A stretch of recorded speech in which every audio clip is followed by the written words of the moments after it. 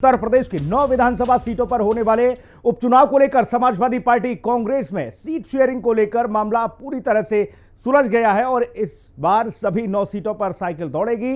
चुनाव को देखते हुए समाजवादी पार्टी ने सभी 9 सीटों पर अपने अपने लड़ाके उतार दिए हैं और इस ऐलान के बाद सपा सुप्रीमो अखिलेश यादव ने राहुल गांधी के साथ सोशल मीडिया पर एक फोटो भी शेयर किया जिसमें यूपी के 2 लड़कों की जोड़ी एक दूसरे का हाथ थामे नजर आ रहे हैं, जबकि लोग ये भी कह रहे हैं कि कांग्रेस का हाथ तो अखिलेश ने ही मरोड़ दिया है।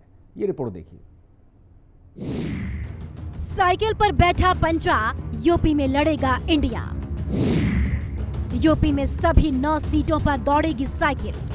यूपी की 9 विधानसभा सीटों पर होने वाले उपचुनाव को लेकर सपा और कांग्रेस के बीच चल रही खींचतान पर सपा प्रमुख अखिलेश यादव ने विराम लगा दिया है और सभी 9 सीटों पर अपने उम्मीदवार चुनावी मैदान में उतार दिए हैं। नए लिस्ट में सपा ने 2 नामों का ऐलान किया, जिसमें खैर विधानसभा सीट से डॉक्टर चारुकेन को टिकट मिला है, तो वहीं गाजियाबाद सीट से राजू जाटव को चुनावी पिच पर उतारा गया है। एक और जहां कांग्रेस और सपा का जोश हाई दिख रहा है, तो दूसरी तरफ बसपा ने उपचुनाव में अपने 8 प्रत्याशी उतार कर मुकाबले को और भी ज्यादा दिलचस्प और रोचक बना दिया है। बसपा का हाथी 4 सीटों पर साइकिल की रफ्तार को बिगाड़ेगा, वहीं 3 सीटों पर कमल के लिए भी मुश्किल खड़ी करेगा। आइए जानते हैं उपचुनाव के रण में बीजेपी, सपा और बीएसपी से कौन कौन उम्मीदवार है। करहल सीट पर बीजेपी ने अनुजेश यादव को चुनावी मैदान में उतारा, तो वहीं समाजवादी पार्टी ने तेज प्रताप यादव और बीएसपी ने डॉक्टर अविनाश कुमार शाक्य को।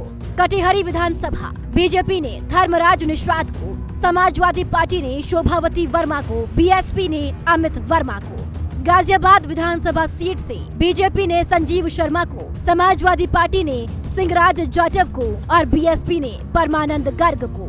खैर सीट से बीजेपी ने सुरेंद्र दिलेर को, समाजवादी पार्टी ने डॉक्टर चारुकेन को। कुंदर की सीट से बीजेपी ने रामवीर सिंह को और समाजवादी पार्टी ने हाजी रिजवान ठाकुर को और बीएसपी ने रफ्तुल्ला उर्फ नेता छिद्दा को। सिसामाऊ सीट से बीजेपी ने सुरेश अवस्थी को, समाजवादी पार्टी ने नसीम सोलंकी को और बीएसपी ने वीरेंद्र कुमार शुक्ला को। मीरापुर सीट से बीजेपी ने मिथिलेश पाल को और समाजवादी पार्टी ने सुम्भुल राणा को और बीएसपी ने शाह नजर को। साथ ही फूलपुर विधानसभा सीट से बीजेपी ने दीपक पटेल और साथ ही साथ समाजवादी पार्टी ने मुस्तबा सिद्दीकी को और बीएसपी ने जितेंद्र कुमार सिंह को चुनावी मैदान में उतारा है। उपचुनाव के रण में मुकाबला त्रिकोणीय है, सभी दल एक दूसरे को कड़ी टक्कर दे रहे हैं। विपक्ष जब अपने को हारता हुआ दिखता है तो कभी ईवीएम को वोट ले लेता है, कभी बसपा को भी टीम बता के अपने पहले से बचाव की भूमिका में रहता है। वास्तविकता यह है कि किसी भी राजनीतिक दल की लोकप्रियता और स्वीकार्यता को जनता जनार्दन तय करती है। जनता न केवल इस चुनाव में बल्कि 27 के चुनाव में जब सरकार बननी है, सरकार के चुनाव में भी ऐसा परिणाम आएगा और ऐतिहासिक परिणाम तेज प्रताप जी के पक्ष में आने जा रहा है।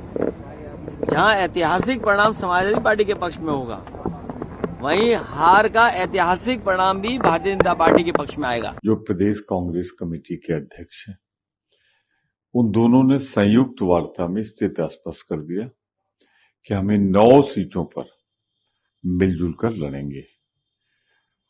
जो 9 प्रत्याशी खड़े हैं इंडिया गठबंधन के, उनको भरपूर सहयोग देंगे। चुनावी मैदान में सपा कांग्रेस के साथ साथ है, लेकिन बीएसपी कमल और साइकिल की मुश्किलें बढ़ा सकती है।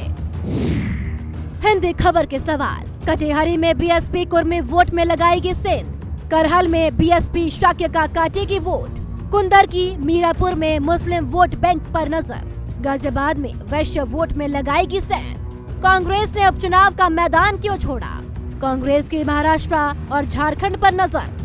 क्या उपचुनाव विधानसभा चुनाव की तस्वीर साफ करने वाला है? माहौल गर्म है, सियासी गलियारों में हलचल है, सभी पार्टियों ने ताकत झोंक दी है, लेकिन सस्पेंस से पर्दा 23 नवंबर को उठेगा, जिसका सभी को इंतजार है। ब्यूरो रिपोर्ट, हिंदी खबर।